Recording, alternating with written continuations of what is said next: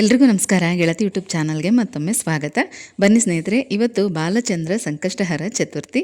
ಈ ದಿನದ ವ್ರತ ಕಥೆಯನ್ನು ಹೇಳ್ತಾ ಇದ್ದೀನಿ. ಈ ಕತೆ ಸಾಕ್ಷಾತ್ ಗಣಪತಿನೇ ತಾಯಿ ಪಾರ್ವತಿ ದೇವಿಗೆ ಹೇಳುವಂಥ ಕತೆ. ತಾಯಿ ಪಾರ್ವತಿಯು ಎಲ್ಲ ಚತುರ್ಥಿ ತಿಥಿಗಳ ಕತೆ ಮತ್ತು ಮಹತ್ವವನ್ನು ಗಣೇಶನಿಂದ ಕೇಳ್ತಾ ಇದ್ರು. ತಾಯಿ ಪಾರ್ವತಿ ಗಣೇಶನಿಗೆ ಹೇಳ್ತಾರೆ, ಓ ಗಜಾನನ, ಪಾಲ್ಗುಣ ಮಾಸದ ಕೃಷ್ಣ ಪಕ್ಷದ ಚತುರ್ಥಿ ಎಂದು ನಿನ್ನ ಯಾವ ರೂಪವನ್ನು ಪೂಜೆ ಮಾಡಲಾಗತ್ತೆ ಮತ್ತು ಇದರ ಮಹತ್ವವೇನು ದಯವಿಟ್ಟು ತಿಳಿಸು ಅಂತ ಕೇಳ್ತಾರೆ. ಪಾರ್ವತಿ ಮಾತೆಯ ಪ್ರಶ್ನೆಗೆ ಉತ್ತರವನ್ನು ಕೊಡ್ತಾ ಗಣೇಶ ಹೀಗೆ ಹೇಳ್ತಾರೆ, ಅಮ್ಮ, ಪಾಲ್ಗುಣ ಮಾಸದ ಕೃಷ್ಣ ಪಕ್ಷದ ಚತುರ್ಥಿಯಂದು ನನ್ನ ಬಾಲಚಂದ್ರ ರೂಪವನ್ನು ಪೂಜೆ ಮಾಡಬೇಕು. ಈ ದಿನ ಇಡೀ ಉಪವಾಸ ಆಚರಿಸಬೇಕು. ಈ ಉಪವಾಸ ವ್ರತವು ಎಲ್ಲ ಅಡೆತಡೆಗಳನ್ನು ನಾಶಪಡಿಸುತ್ತೆ. ಸರಿಯಾಗಿ ಆಚರಣೆ ಮಾಡೋದ್ರಿಂದ ಒಬ್ಬ ವ್ಯಕ್ತಿ ಎಲ್ಲ ಸಾಧನೆಗಳನ್ನು ಪಡಿತಾನೆ. ಓ ಲೋಕಮಾತೆಯೇ, ಬಾಲಚಂದ್ರ ಸಂಕಷ್ಟಹರ ವ್ರತಕ್ಕೆ ಸಂಬಂಧಿಸಿದ ಒಂದು ಕಥೆಯನ್ನು ನಾನು ನಿಮಗೆ ಹೇಳ್ತೀನಿ. ದಯವಿಟ್ಟು ಎಚ್ಚರಿಕೆಯಿಂದ ಈ ಕಥೆನ ಕೇಳಿ. ಪ್ರಾಚೀನ ಕಾಲದಲ್ಲಿ ಮಯೂರಧ್ವಜ ಎಂಬ ಒಬ್ಬ ಧರ್ಮನಿಷ್ಠ ಮತ್ತು ಪರಾಕ್ರಮಿ ರಾಜನಿದ್ದ. ಮಯೂರಧ್ವಜನ ರಾಜ್ಯದಲ್ಲಿ ಎಲ್ಲ ಜನರು ಸಂತೋಷ ಮತ್ತು ಉದ್ವೇಗ ಮುಕ್ತ ಜೀವನವನ್ನು ನಡೆಸ್ತಾ ಇದ್ರು. ರಾಜನು ಯಾವಾಗಲೂ ಧಾರ್ಮಿಕ ಚಟುವಟಿಕೆಗಳಲ್ಲಿ ನಿರತನಾಗಿದ್ದ. ಆದರೆ ವಿವಿಧ ರೀತಿಯ ಧಾರ್ಮಿಕ ಆಚರಣೆಗಳು, ಹವನ, ಯಜ್ಞ ಇತ್ಯಾದಿಗಳನ್ನು ಮಾಡಿದ್ರೂ ರಾಜನಿಗೆ ಪುತ್ರ ಸಂತಾನ ಆಗಿರಲಿಲ್ಲ. ವಿವಿಧ ರೀತಿಯ ಕ್ರಮಗಳನ್ನು ಪ್ರಯತ್ನಿಸಿದ ನಂತರ ಕೊನೆಗೆ ಮಹರ್ಷಿ ಯಜ್ಞವಲ್ಕ್ಯರ ಕೃಪೆ ಮತ್ತು ಆಶೀರ್ವಾದದಿಂದ ಅವರಿಗೆ ಪುತ್ರ ಸಂತಾನವಾಗುತ್ತೆ. ಮಗನನ್ನು ಪಡೆದ ನಂತರ ರಾಜನು ಇಡೀ ರಾಜ್ಯವನ್ನು ತನ್ನ ಮಂತ್ರಿ ಧರ್ಮಪಾಲನಿಗೆ ಹಸ್ತಾಂತರಿಸಿ ತನ್ನ ಮಗ ಮತ್ತು ಕುಟುಂಬದೊಂದಿಗೆ ಸಮಯ ಕಳೆಯಲು ಪ್ರಾರಂಭಿಸಿದನು.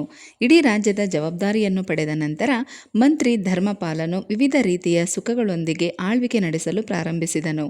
ಕಾಲಾನಂತರದಲ್ಲಿ ಮಂತ್ರಿಗೆ 5 ಗಂಡು ಮಕ್ಕಳು ಜನಿಸಿದರು.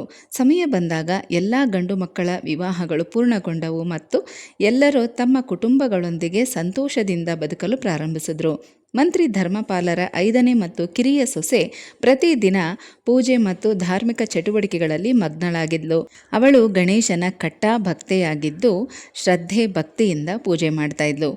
ಪಾಲ್ಗುಣ ಮಾಸದ ಕೃಷ್ಣ ಪಕ್ಷದ ಚತುರ್ಥಿ ಬಂದಾಗ ಮಂತ್ರಿಯ ಕಿರಿಯ ಸೊಸೆ ಉಪವಾಸ ಆಚರಿಸಿ ಬಾಲಚಂದ್ರ ಸಂಕಷ್ಟಹರ ಚತುರ್ಥಿಯನ್ನು ಪೂರ್ಣ ವಿಧಿವಿಧಾನಗಳೊಂದಿಗೆ ಪೂಜಿಸಿದಳು. ತನ್ನ ಸೊಸೆ ಈ ರೀತಿ ಪೂಜೆ ಮಾಡೋದನ್ನು ನೋಡಿ ಅವಳ ಅತ್ತೆ ಆಕ್ಷೇಪಿಸಲು ಪ್ರಾರಂಭಿಸಿದರು. ನೀನು ಯಾವುದೋ ತಾಂತ್ರಿಕ ಪೂಜೆಯನ್ನು ಮಾಡ್ತಾ ಇದ್ದೀಯಾ? ನಿನ್ನ ಉದ್ದೇಶ ಏನು? ನೀನು ನನ್ನ ಮಗನ ಮೇಲೆ ವಶೀಕರಣ ಮಾಡ್ತಾ ಇದ್ದೀಯಾ? ಈ ಪೂಜೆಗಳನ್ನೆಲ್ಲ ತಕ್ಷಣ ನಿಲ್ಲಿಸ್ಬಿಡು ಅಂತ ಹೇಳಿ ಅತ್ತೆ ತುಂಬಾ ಕಠಿಣವಾದ ಮಾತುಗಳಿಂದ ಸೊಸೆಯನ್ನು ಬೈತಾರೆ. ಆಗ ಸೊಸೆ, ಅಮ್ಮ, ಇದು ಯಾವುದೇ ರೀತಿಯ ತಾಂತ್ರಿಕ ಪೂಜೆಯಲ್ಲ. ನನ್ನ ಕುಟುಂಬದ ಸುರಕ್ಷತೆ ಮತ್ತು ಯೋಗಕ್ಷೇಮವನ್ನು ಬಯಸ್ತಾ ನಾನು ಶ್ರೀ ಗಣೇಶನಿಗೆ ಸಮರ್ಪಿತವಾದ ಸಂಕಷ್ಟಹರ ವ್ರತವನ್ನು ಉಪವಾಸ ಇದ್ದು ಪೂಜೆ ಮಾಡ್ತಾ ಇದ್ದೀನಿ. ಈ ಉಪವಾಸದಿಂದಾಗಿ ಜೀವನದಲ್ಲಿ ಎಲ್ಲ ರೀತಿಯ ತೊಂದರೆಗಳು ದೂರ ಆಗುತ್ತೆ. ಅಲ್ಲದೆ ಒಬ್ಬ ಮನುಷ್ಯ ಯಾವುದೇ ಅಡೆತಡೆಗಳಿಲ್ಲದೆ ತನ್ನ ಗುರಿಯನ್ನು ಸಾಧಿಸ್ತಾನೆ. ಆದ್ದರಿಂದ ನಾನು ಈ ಪೂಜೆಯನ್ನು ಅರ್ಧಕ್ಕೆ ಬಿಡೋದಕ್ಕೆ ಸಾಧ್ಯ ಇಲ್ಲ. ಈ ರೀತಿ ಸೊಸೆ ವಾದಿಸಿದಾಗ ಅತ್ತೆಗೆ ತುಂಬ ಕೋಪ ಬರುತ್ತೆ. ನಾನು ಯಾವುದೇ ಗಣೇಶನನ್ನು ನಂಬೋದಿಲ್ಲ. ನೀವು ಈ ಎಲ್ಲ ತಂತ್ರ ಮಂತ್ರ ಪೂಜೆಗಳನ್ನು ನಿಲ್ಲಿಸಬೇಕು ಅಂತ ಮತ್ತೆ ಆಜ್ಞೆ ಮಾಡ್ತಾರೆ. ಅಷ್ಟೇ ಅಲ್ಲದೆ ತನ್ನ ಮಗನನ್ನು ಕೂಡ ಕರೆದು ಸೊಸೆಯ ವಿರುದ್ಧವಾಗಿ ಅವಳು ಮಾಡ್ತಾ ಇರೋ ಪೂಜೆ ತಾಂತ್ರಿಕ ಪೂಜೆ, ಇದರಿಂದ ನಮಗೆ ತುಂಬ ತೊಂದರೆ ಆಗುತ್ತೆ, ನೀನು ಕೂಡ ಅದನ್ನು ನಿಲ್ಲಿಸೋದಕ್ಕೆ ಹೇಳು ಅಂತ ತನ್ನ ಮಗನಿಗೂ ಕೂಡ ಹೇಳ್ಕೊಡ್ತಾರೆ. ತಾಯಿಯ ಮಾತಿನಿಂದ ದಾರಿ ತಪ್ಪಿದಂಥ ಮಗ ತನ್ನ ಹೆಂಡತಿಗೆ ಸಂಕಷ್ಟಹರ ಚತುರ್ಥಿ ಪೂಜೆಯನ್ನು ನಿಲ್ಲಿಸು ಅಂತ ಹೇಳಿ ನಾನಾ ರೀತಿಯಲ್ಲಿ ಕಿರುಕುಳವನ್ನು ಕೊಡೋದಕ್ಕೆ ಪ್ರಾರಂಭ ಮಾಡ್ತಾರೆ. ಆದರೆ ವಿವಿಧ ರೀತಿಯ ಹಿಂಸೆಗಳನ್ನು ಸಹಿಸಿಕೊಂಡ್ರು ಸೊಸೆ ಬಾಲಚಂದ್ರ ಸಂಕಷ್ಟಹರ ಚತುರ್ಥಿ ಪೂಜೆಯನ್ನು, ಉಪವಾಸವನ್ನು ತುಂಬಾ ಶ್ರದ್ಧೆ ಭಕ್ತಿಯಿಂದ ಪೂರ್ಣಗೊಳಿಸ್ತಾಳೆ. ಪೂಜೆಯನ್ನು ಪೂರ್ಣಗೊಳಿಸಿದ ನಂತರ ಅವಳು ಭಗವಾನ್ ಶ್ರೀ ಗಣೇಶನನ್ನು ಕರುಣೆಯಿಂದ ಪ್ರಾರ್ಥಿಸೋದಕ್ಕೆ ಪ್ರಾರಂಭ ಮಾಡ್ತಾಳೆ.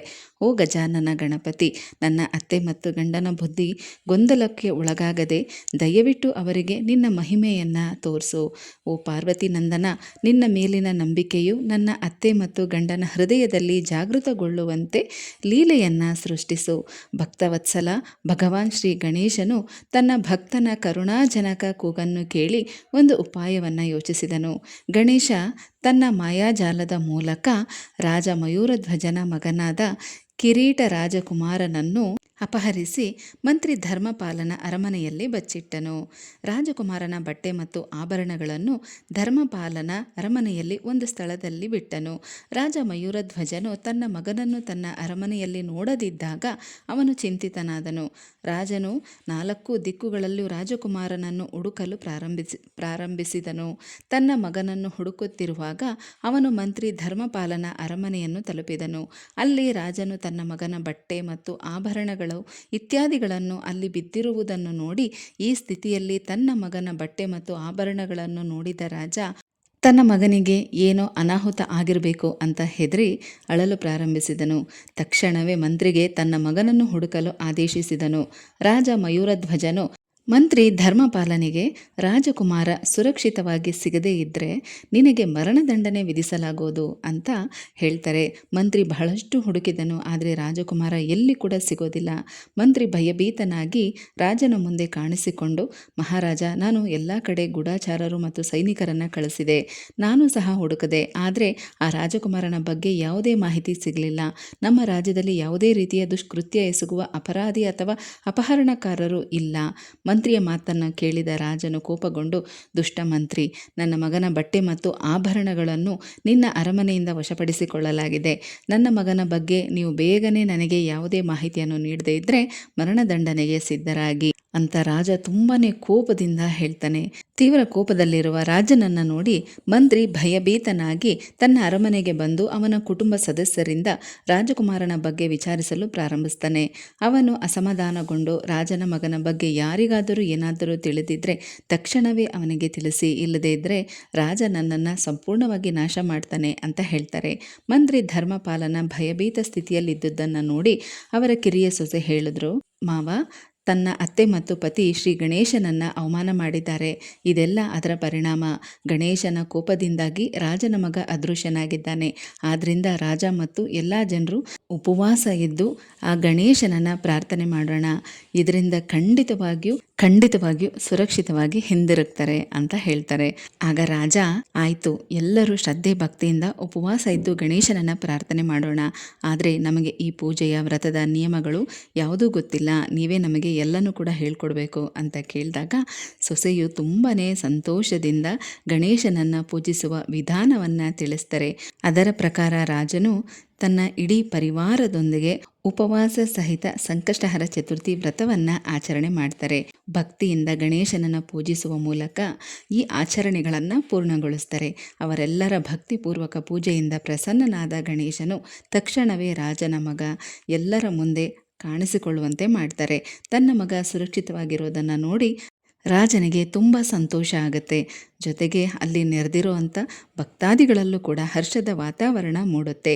ರಾಜನು ಮಂತ್ರಿ ಧರ್ಮಪಾಲರ ಸೊಸೆಗೆ ಧನ್ಯವಾದ ಹೇಳಿ, ಇನ್ನು ಮುಂದೆ ಪ್ರತಿ ಸಂಕಷ್ಟಹರ ಚತುರ್ಥಿಯನ್ನು ಕೂಡ ಉಪವಾಸದ ಜೊತೆಗೆ ಪ್ರತಿಯೊಬ್ಬರು ಕೂಡ ಆಚರಣೆ ಮಾಡೋಣ.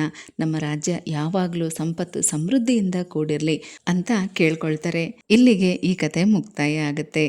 ಇತಿ ಶ್ರೀ ಬಾಲಚಂದ್ರ ಸಂಕಷ್ಟಹರ ಚತುರ್ಥಿ ವ್ರತ ಕತೆ ಸಂಪೂರ್ಣ. ನಾವು ಈ ಕಥೆಯಿಂದ ಏನು ತಿಳ್ಕೊಬೋದು ಹೇಳಿ? ನಾವು ಪೂಜೆ ಮಾಡದೇ ಇದ್ರೂ ಪರವಾಗಿಲ್ಲ, ಬೇರೆಯವರು ಮಾಡೋದನ್ನು ನೋಡಿ ಆಡ್ಕೋಬಾರ್ದು. ನಮ್ಮ ಕೈಯಲ್ಲಿ ಆಗಲಿಲ್ಲ ಅಂದರೂ ಬೇರೆಯವರು ಮಾಡೋದನ್ನು ನೋಡಿ ನಾವು ಮನಸ್ಸಲ್ಲಾದರೂ ಪ್ರಾರ್ಥನೆ ಮಾಡ್ಕೋಬೇಕು, ಅಥವಾ ಮಾಡದೇ ಇದ್ದರೆ ಸುಮ್ಮನೆ ಇದ್ದು ಬಿಡಬೇಕು. ಬೇರೆಯವ್ರು ಮಾಡೋದನ್ನು ನೋಡಿ ಆಡ್ಕೊಂಡ್ರೆ ಖಂಡಿತ ಭಗವಂತನ ಕೋಪಕ್ಕೆ ಗುರಿಯಾಗಬೇಕಾಗತ್ತೆ.